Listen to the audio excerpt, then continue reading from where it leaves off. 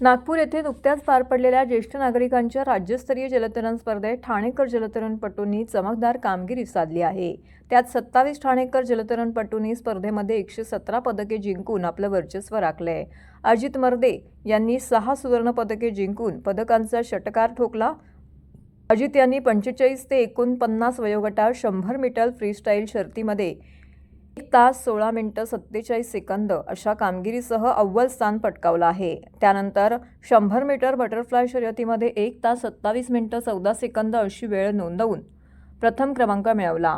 या दुहेरी यशानंतर अजित मर्दे यांनी 50 मीटर बटरफ्लाय शर्यतीमध्ये 33 मिनिटं 63 सेकंद अशी तर 50 मीटर फ्रीस्टाईल प्रकारात 32 मिनिटं 10 सेकंद अशा वेळेसह सुवर्ण पदके जिंकली आहे। 4x50 मिडले रिले 2 तास 35 मिनिटं 79 सेकंद अशी वेळ साधत संघाला सुवर्ण पदक जिंकून दिले।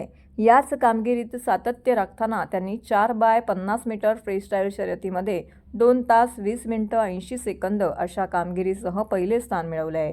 अजित यांच्या जोडीने कुमार ढमाले यांनी आपल्या वयोगटात 4x50 मीटर फ्रीस्टाईल शर्यतीत संघाला सुवर्ण पदक जिंकून देण्यात मोलाची कामगिरी बजावली आहे।